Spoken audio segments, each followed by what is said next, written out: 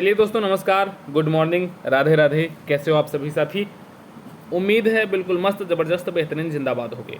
दोस्तों, polytechnic entrance exam का आपका एग्ज़ाम डेट आ गया है।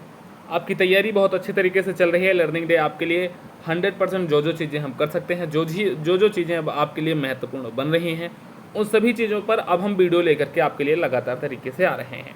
तो इसी सेगमेंट में आज फिजिक्स का जो आपका गति चैप्टर होता है, इस गति चैप्टर से जो भी महत्वपूर्ण प्रश्न बनते हैं, जिस प्रकार के प्रश्न आपके एग्जाम में पूछता है, ठीक उसी प्रकार के कुछ प्रश्न हम आपके सामने लेकर के हाजिर हैं। तब आप सभी साथी एक बार ज़बरदस्त तरीके से इस सेशन को शेयर कर देंगे, इस वीडियो को लाइक कर देंगे, और चैनल को अगर अभी तक आपने सब्सक्राइब नहीं किया, आप नए हैं तो सब्सक्राइब कर लेंगे। तो दोस्तों, सबसे पहला प्रश्न जो आपकी स्क्रीन पर है, यह प्रश्न क्या कह रहा है, एक बार कमेंट सेक्शन में बताएंगे सभी दोस्तों कि आप कैसे हो। पहली चीज़।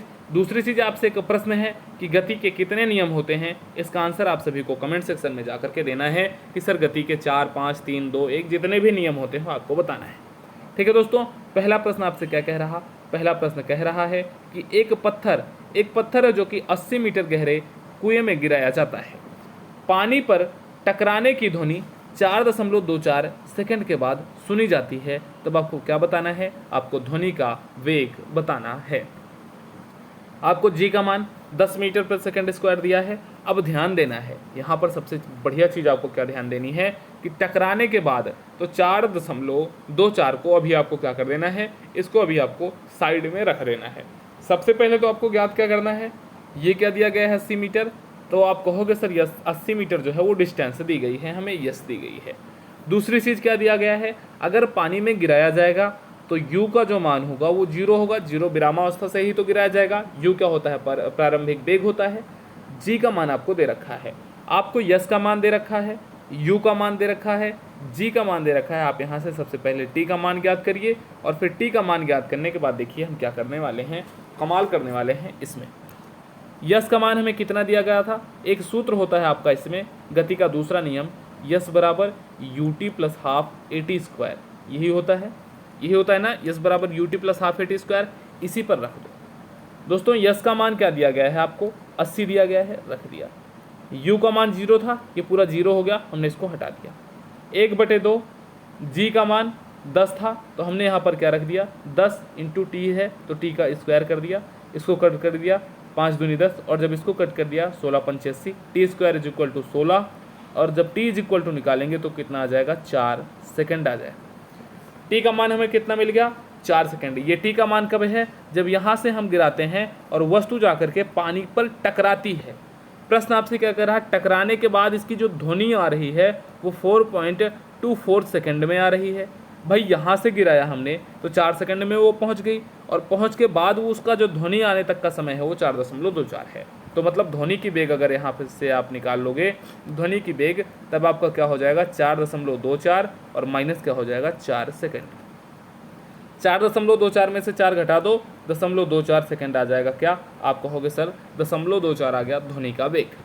अब यहाँ से आपसे पूछ क्या रहा है, ध्वनि का ये तो आ गया ध्वनि का समय, माफ करना, ये ध्वनि का समय आ गया। ध्वनि के द्वारा नीचे से पानी की सतह से ऊपर आने तक में समय क्या लग गया? 0.24। ध्वनि का वेग पूछ रहा है। ध्वनि के वेग के लिए आपको क्या करना है, आपको डिस्टेंस कितनी दी गई है? 80। पूरे नीचे से ऊपर तक की डिस्टेंस 80 मीटर ही तो है, और नीचे से ऊपर तक ध्वनि को आने में टाइम क्या लग रहा था? 2.4 सेकेंड। तो वेग इज इक्वल टू क्या होता है? दूरी बटे समय। तो दूरी 80 मीटर और समय आपका क्या हो गया था? 0.24 सेकेंड। इसी को सॉल्व कर लो, आपका आंसर v का मान आ जाएगा। क्या होगा भैया? सबसे पहले क्या कर लो, v की मान जब आप यहाँ से निकालोगे, ऊपर और नीचे दोनों में 100 से मल्टीप्लाई कर लो। चूंकि यहाँ पर 0.24 है, ऊपर आपका क्या हो जाएगा? 8000 हो जाएगा, और नीचे आपका क्या हो जाएगा? 24। अब 8000 में 24 से डिवाइड कर दोगे, और यूनिट क्या हो जाएगी? मीटर प्रति सेकेंड। तब v के मान जो आ जाएगा 8000 में 24 से डिवाइड करने पर, ये कुछ इस प्रकार से हो जाएगा 333.3 मीटर प्रति सेकेंड। क्लियर दोस्तों? यह आपका रिपीटेड प्रश्न है, इसीलिए मैं आपको हर एक वह प्रश्न करवाऊंगा जो आपके लिए एग्जाम में आपके लिए रिपीटेड है। ये वीडियो छोटा हो सकता है, लेकिन जितने भी प्रश्न रहेंगे महत्वपूर्ण प्रश्न आपके लिए रहने वाले हैं। v का मान 333.3 मीटर प्रति सेकंड, और आंसर आपका कौन सा सही हो जाएगा? तब आप कहोगे सर इस प्रश्न का जो करेक्ट आंसर हो जाएगा ऑप्शन नंबर सी हो जाएगा। सर हमें ऑप्शन नंबर सी में 333.3 मीटर प्रति सेकंड बहुत अच्छे तरीके से दिखाई पड़ रहा है। क्लियर दोस्तों, आगे बढ़ते हैं अगले प्रश्न की तरफ हम सभी साथी बढ़ते हैं, और अगले प्रश्न में देखते हैं दोस्तों कि अगला प्रश्न आपसे क्या कह रहा है और अगले प्रश्न में किस तरह के कॉन्सेप्ट का और आपसे बात कर रहा है। दोस्तों यह प्रश्न क्या कह रहा एक रेलगाड़ी 11 मीटर प्रति सेकंड के वेग से चलती है। ठीक है सर, मान लिया हमने 11 मीटर प्रति सेकंड के वेग से चलती है। अच्छा, एक चीज़ और आप मेरे को बताना, एक और सूत्र मैंने आपको करवाया था, टीवें सेकंड में चली गई दूरी। टीवें सेकंड में चली गई दूरी का सूत्र आपको कमेंट सेक्शन में लिख करके बताना है कि टीवें सेकंड में चली गई दूरी क्या होती है। टीवें सेकंड में चली गई दूरी आपको बताना है। तो चलिए दोस्तों, अब यहाँ से हम लोग देखते हैं अगर तो दोस्तों आपसे यह क्या कह रहा, यह प्रश्न कह रहा एक रेलगाड़ी 11 मीटर प्रति सेकंड के वेग से चलती है। ठीक है सर, मैंने मान लिया कि 11 मीटर प्रति सेकंड के वेग से चलेगी, तो यू का मान क्या हो गया आपका? आप कहोगे सर यू का मान हो गया हमारा 11 मीटर प्रति सेकंड। ब्रेक लगाया जा रहा, सर हमने उस पर ब्रेक लगा दिया, मतलब उसकी वेलोसिटी जो है उसमें उसके त्वरण में हम लोगों ने मंदन कर दिया। ब्रेक लगाने पर 121 मीटर चलकर वह रुक जाती है। आप कहोगे सर यस का मान 121 मीटर दे दिया। ठीक है भाई, दे दिया। रुक जाती है, रुकने का मतलब अंतिम वेग आपका क्या हो जाएगा? v = 0 हो जाएगा। अब आपको समय ज्ञात कर लेना है। अब बताओ इस प्रश्न में कहाँ पर दिक्कत होने वाली है? u का मान दे दिया, v का मान दे दिया, यस का मान दे दिया, t का मान ज्ञात करना है। सिंपल तरीके से आप ज्ञात कर सकते हो। गति का तीसरा और गति का पहला नियम लगा दो, आपका यह प्रश्न देखो कैसे तितली बन जाने वाला है। सिंपल, गति का सबसे पहले तीसरा नियम लगा दो, v² = u²। मंदन हो रहा है इसलिए माइनस का 2as कर दो। v² 0 है, 0 रख दोगे तो u² क्या आ जाएगा? 2as। u² = 2as हो जाएगा। u का मान आपका 11 है, 11 का स्क्वायर कर दिया सर हमने, 11² = 2। a का मान हमें ज्ञात करना है और यस का मान हमें 121 दे रखा है। 11 का स्क्वायर करोगे यहाँ पर तो 11 11 हमें क्या होता है आपका 121 ऑलरेडी होता है। तो 121 = आपका क्या हो जाएगा?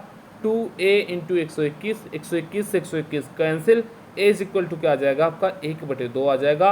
1/2 मीटर प्रति सेकंड स्क्वायर। a का मान क्लियर हुआ कैसे आ गया 1/2? बहुत बढ़िया साथियों, वेल डन दोस्तों, सभी साथियों ने बिल्कुल सही बिल्कुल करेक्ट आंसर दिया है। a का मान क्या आ गया भाई आपका? 1/2 आ गया। अब यहाँ से आपको ज्ञात क्या करना है? समय ज्ञात करना है। गति का पहला नियम क्या कहता है? v = u - 80 हो जाएगा, मंदन हो रहा।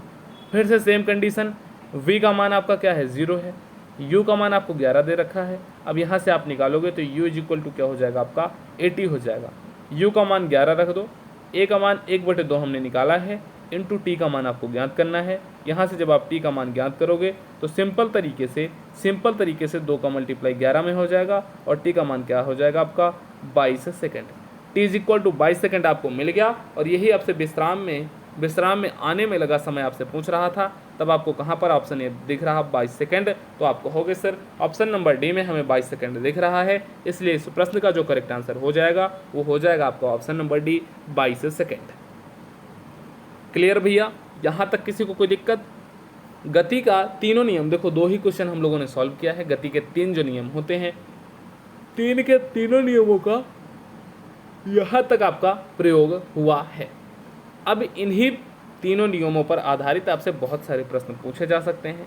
बस आपको पता होना चाहिए कि आपको उन प्रश्नों को अनुप्रयोग कहाँ करना है, कैसे करना है। यह बहुत बड़ा प्रश्न होता है और बहुत सारे बच्चे ये पूछते भी हैं। तो आपको जो वैल्यू दी गई है, जैसे इसमें u का मान दिया गया है मैंने लिख लिया, v का मान 0 दिया गया है मैंने लिख लिया, यस का मान दिया गया है मैंने लिख लिया। अब VAS से t निकालना है तो VAS से तो t निकलेगा नहीं। तीनों नियम आप लिख लो अपने सामने। देखो कहाँ पर आपको t मिल रहा है, v मिल रहा, u मिल रहा, यस मिल रहा।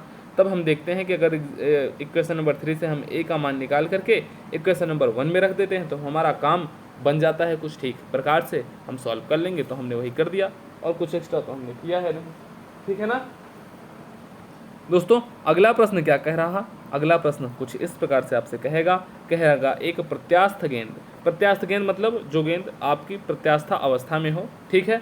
कह रहा है एक प्रत्यास्थ गेंद 60 मीटर प्रति सेकंड के वेग से फेंकी गई है, ठीक है सर। 60 मीटर प्रति सेकंड के वेग से कोई एक गेंद हमने फेंक दिया।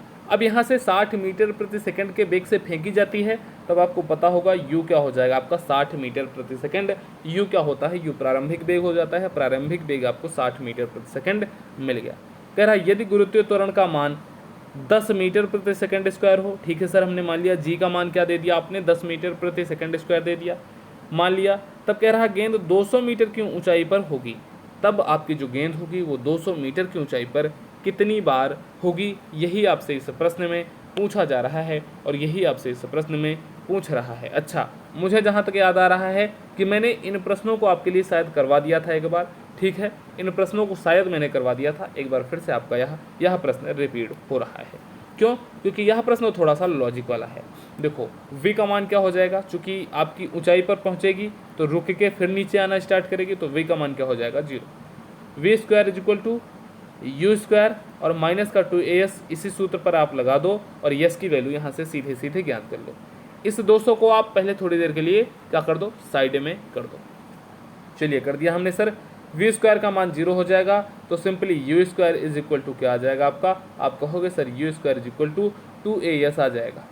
अब यहाँ पर आपको u का मान 10 दिया गया है, u का मान 60 दिया गया है। चलिए रख दिया हमने, 60 का क्या कर दिया हमने, स्क्वायर कर दिया, बराबर 2। a का मान हमें 10 दिया है, 10 हमने लिख दिया, यस का मान हमें ज्ञात करना है। अब 60 का स्क्वायर करोगे 6 छंग 3600 हो जाएगा, बराबर 20 इंटू यस हो जाएगा कि नहीं हो जाएगा। अब यहाँ से देखो, इस 0 से आप इस 0 को कैंसिल कर दो और जब 2 से आप 180 को कैंसिल करोगे कितना आ जाएगा, 180 मीटर आ जाएगा यस का मान। दोस्तों अगर वह गेंद 180 मीटर तक जा ही रही है और इसमें बात 200 मीटर तक की कर रहा है, जब 200 मीटर तक गेंद जाएगी ही नहीं, गेंद की हाईएस्ट जो लेंथ है, गेंद हाईएस्ट 180 मीटर तक ही जा पाएगी, तब 200 मीटर तक ऊंचाई पर कितनी बार रहेगी, तब आप कहोगे सर एक भी बार नहीं रहेगी। मतलब जो करेक्ट आंसर हो जाएगा ऑप्शन नंबर डी हो जाएगा इस प्रश्न का बिल्कुल सही, बिल्कुल सटीक, बिल्कुल करेक्ट आंसर। ठीक है दोस्तों, यह प्रश्न मैंने आपको पहले ही बताया, थोड़ा सा आपके लिए लॉजिकल हो सकता है। इस प्रश्न को देखो, इस प्रश्न को समझो और इस प्रश्न को सॉल्व करके आपको बताना है। तो आज का सेशन आपका छोटा सा ही रहेगा। आज जो शाम को आपको लाइव क्लास मिलने वाली है, वो लाइव क्लास आपकी थोड़ी सी लॉन्ग होगी तब दोस्तों, और टेस्ट बिल्कुल 1 से 2 दिनों में आपका टेस्ट होने वाला है। ठीक है, लर्निंग द एप्लीकेशन का। तो दोस्तों आज के सेशन को बस यहीं पर एंड कर देते हैं। आप इस प्रश्न को सॉल्व कर लेना।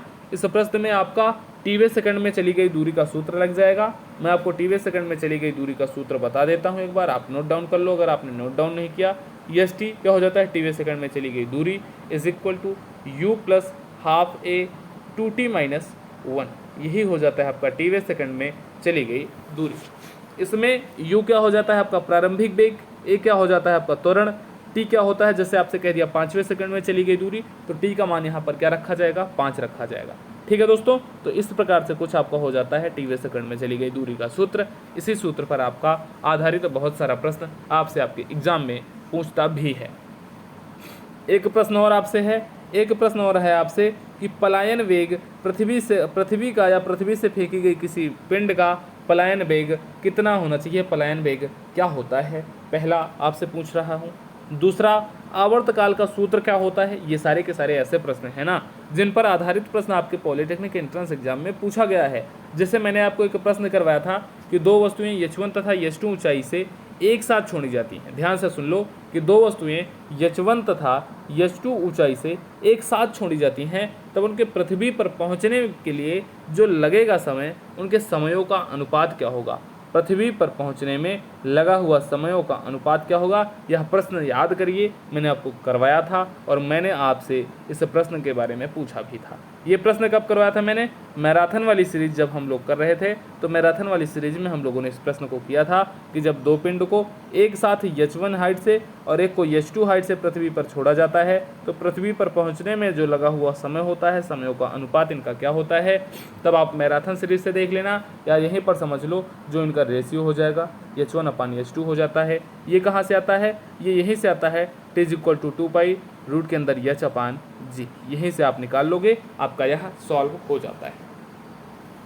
ठीक है दोस्तों, तो कुछ इस प्रकार से जो महत्वपूर्ण चीज़ें हैं मैंने आपसे डिस्कस किया है। कुछ अच्छी चीज़ों के बारे में हम सभी साथियों ने देखा है। इसमें टी/वे सेकंड की दूरी का सूत्र लगा देना, आपका यह प्रश्न आसान तरीके से आपका सॉल्व हो जाएगा। एक बार टी/वे सेकंड में चली गई दूरी लग जाएगी, एक बार आपको लगा देना है गति का दूसरा नियम। यह प्रश्न आपके लिए होमवर्क हो गया। अब एक चीज़ और मैं आपको यहाँ पर डिस्कस कर देता हूँ आपसे, एक चीज़ और मैं आपसे बात कर लेता हूँ कि गति के 3 नियम होते हैं। पहला नियम पहला नियम आपका हो जाता है v is equal to u plus minus a t. Plus कब लगेगा? जब आपका वेग बढ़ेगा। माइनस कब लगेगा? जब आपका वेग मंदित होगा। दूसरा क्या हो जाता है? S is equal to u t plus minus half a t square. तीसरा क्या होता है? V square is equal to u square minus का आपका क्या हो जाता है? 2AS। इन 3 सूत्रों को आप ध्यान दे लेना। इन्हीं 3 सूत्रों पर आधारित बहुत सारे प्रश्न आपसे आपके एग्जाम में पूछता है, और अगर आपको ये सूत्र नहीं पता है तब आप उसी में सोचोगे कि इसमें करना क्या है, और पता है तो आप फटाफट तरीके से सॉल्व कर सकते हो। तो चलिए दोस्तों, आज के सेशन को यहीं पर कर देते हैं एंड। सेशन कैसा लगा एक बार सभी साथी बताएंगे। अगर अभी तक आपने वीडियो को लाइक नहीं किया तो लाइक कर दो, चैनल को सब्सक्राइब नहीं किया तो सब्सक्राइब करके अपने दोस्तों को भी इस वीडियो को निश्चित रूप से शेयर कर दो। नमस्कार, जय हिंद, टेक केयर, थैंक यू।